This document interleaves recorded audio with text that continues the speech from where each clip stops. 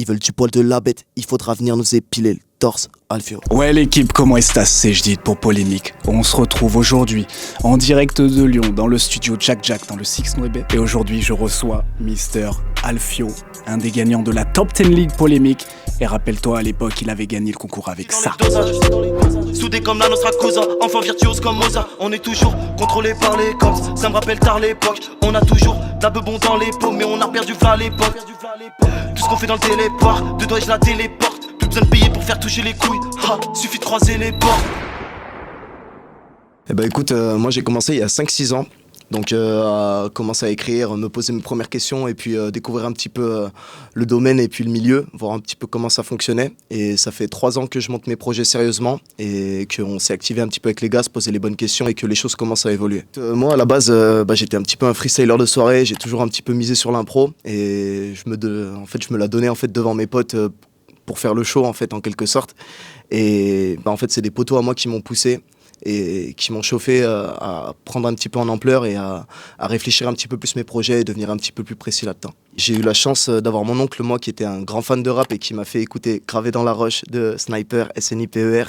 Et c'est ce qui m'a un petit peu lancé dans ce style et qui m'a poussé à faire mes propres recherches et trouver mes inspirations propres avec ce milieu-là. Alors, je reste principalement connecté à la sphère rap et principalement la scène des US où je trouve plus d'inspiration. En tout cas, ça me parle plus dans la musicalité. Mais pour le coup, c'est la richesse linguistique du rap français qui me laisse dire qu'en fait, on a vraiment de la chance d'avoir une langue qui soit en même temps aussi complexe et en même temps qu'on puisse autant jouer dessus.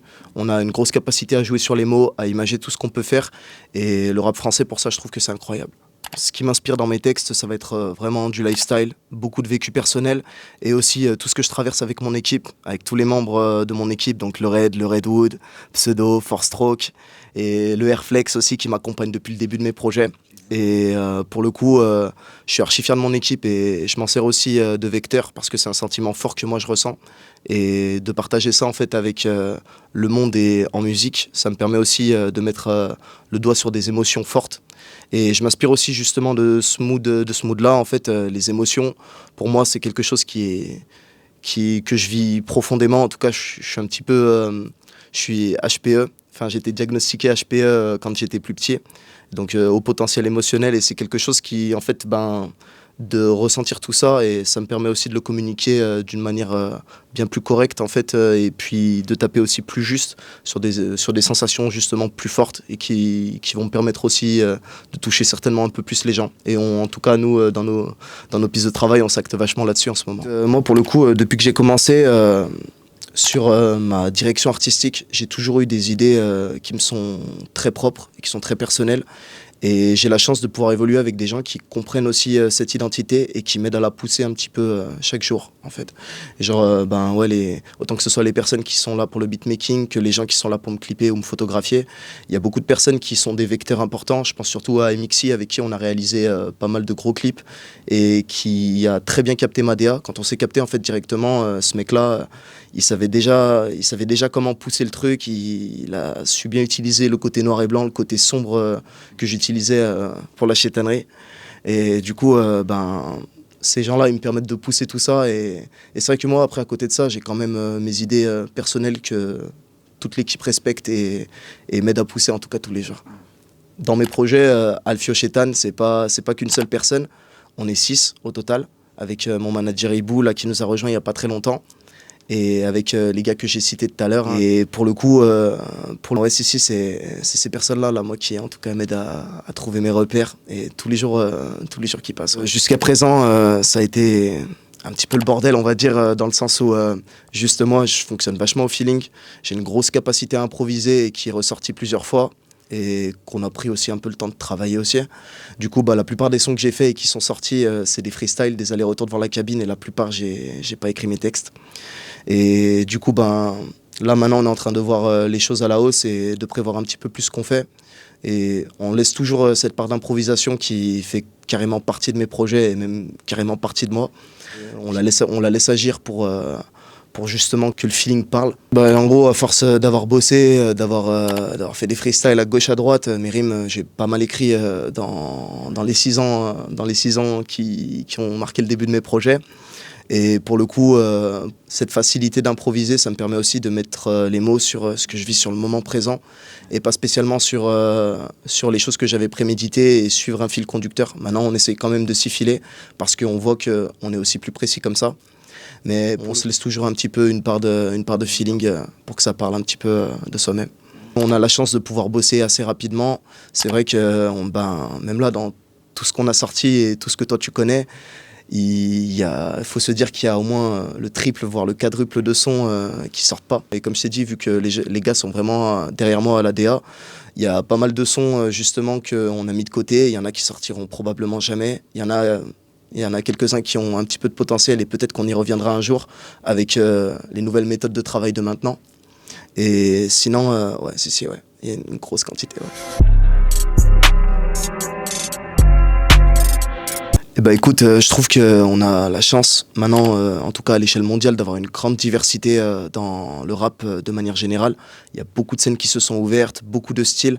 Maintenant, le rap, c'est plus seulement du boom bap ou de la découpe avec un vécu street. Ça permet à plein de gens de s'exprimer sous plein de formes. Et par contre, je trouve qu'en France, on a quand même une vision un petit peu étriquée de tout ça, dans le sens où on reste un petit peu dans la tendance, on fait la promotion d'un style et tout le monde se met à faire la même chose et à reproduire les mêmes schémas. Je prends par exemple l'exemple du dernier style en date qui a pété, la drill. Tout le monde s'est mis à faire de la drill, tous les gars qui sont en major se sont mis à faire des sons, autant des lacrimes que des gens qui n'avaient pas spécialement d'affinité avec tout ça. Ce que j'écoute en ce moment, alors moi je suis dans des sons de niche que je pense que peu de gens connaissent, en tout cas les vrais se reconnaîtront, mais moi je suis un grand fan en ce moment du rappeur Lucky. C'est un rappeur américain qui est produit, alors pour ses clips il est dirigé par Lone Wolf aux States, et puis sinon il bosse beaucoup avec Chase the Money, un producteur américain aussi que j'estime beaucoup et j'aime beaucoup ce qu'il fait. J'écoute aussi beaucoup Cancan en ce moment et c'est un peu dans la même vibe, des prods très aériennes avec une certaine agressivité aussi dans les patterns de drums, les basses et tout, etc. Et je trouve que c'est un bon juste milieu entre mes univers à moi en tout cas. Ça reste des sons qui sont quand même très spéciaux et je sais que c'est encore de la niche en tout cas ici en France. Et comme je te disais, tu vois, c'est que c'est des scènes qui n'ont pas été encore totalement ouvertes et qui commencent à avoir leur développement. Et je pense que d'ici quelques années, on entendra peut-être parler d'eux.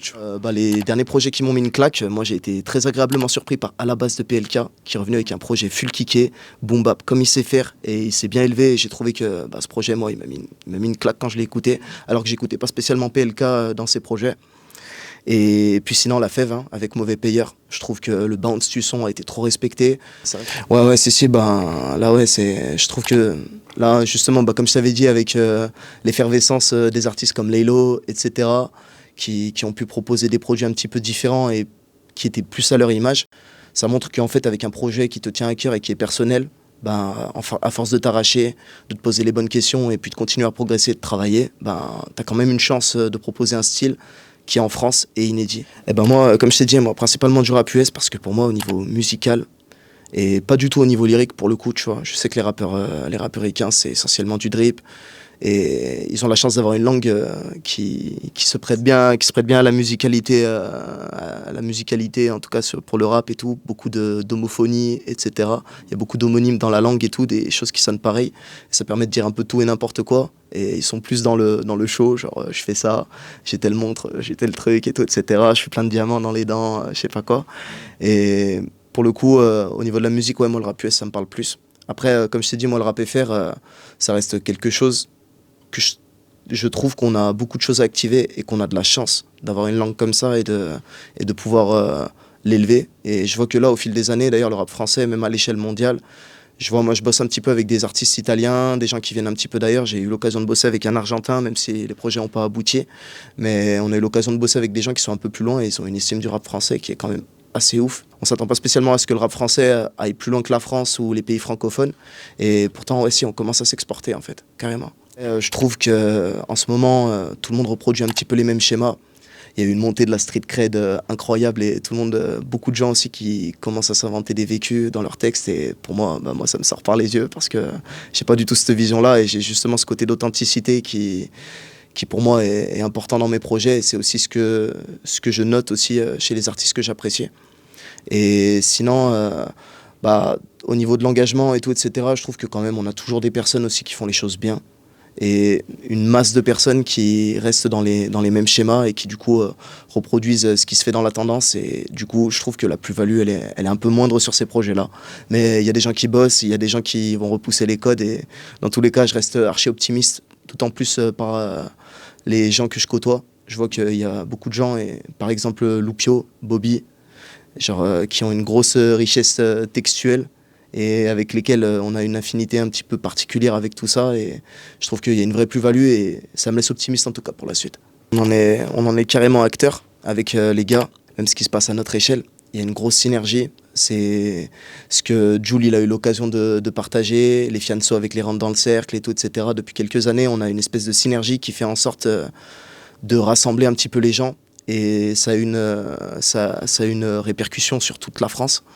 Et pour le coup, là, moi je suis carrément immergé là-dedans et je trouve que c'est carrément la bonne stratégie, y compris pour tout le monde, pour se donner de la force et puis aussi choper en visibilité. Et je trouve que là en ce moment, justement, comme je disais, tu vois, il y a une énorme synergie qui fait que toutes les équipes rentrent en lien, tout le monde essaie de se soutenir, de se souder, de faire des bails ensemble à plus ou moins grande échelle. Des fois, ça va être juste une collab avec un beatmaker, etc. Il y en a d'autres qui vont aller faire 2-3 scènes ensemble et tout, etc.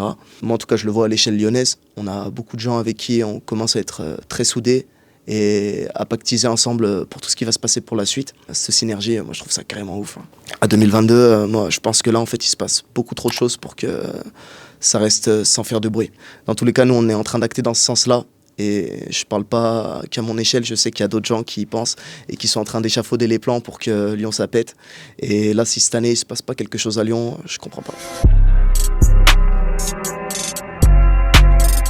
Écoute, là on a eu l'occasion de faire notre première scène à Sous Pression Festival qui a été, ils ont été grave corda, ils nous ont grave bien accueillis. On a eu l'occasion de passer avec Ephrasis aussi, c'est un rappeur de la région qui a fait déjà quelques bails avec Tonton Skit et tout, etc. Et du coup on a eu l'occasion de se rencontrer. Il y avait aussi Osso qui était là-bas ce jour-là.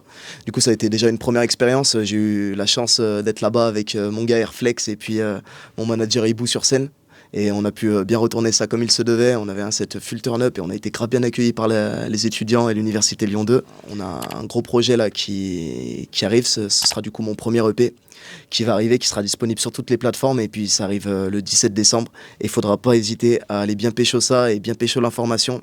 On a des gros sons. Au programme, ce sera une ambiance sombre, turn-up, full turn-up en tout cas pour cette EP. On a bossé ça avec Pseudo à la prod et puis Nervarozzi, un gars qui est à Paname aussi, qui nous a régalé quand on était en train de faire nos armes l'année dernière. On a aussi plein de surprises qui l'accompagnent et ça va arriver fort le 17, je vous en dis pas plus parce que de toute façon vous allez voir sur Instagram, il y a déjà un contenu qui est sorti récemment, du coup Nervarozzi, format 1 minute qui a été réalisé par Maxime Boudéan. Et du coup je suis bien content aussi de l'avoir sur ce projet parce que Maxime fait carrément partie de mes projets. Et du coup ça sort le 17 décembre à minuit sur toutes les plateformes et puis on vous a réservé quelques surprises et je vous attends fort tous pour aller péter ça.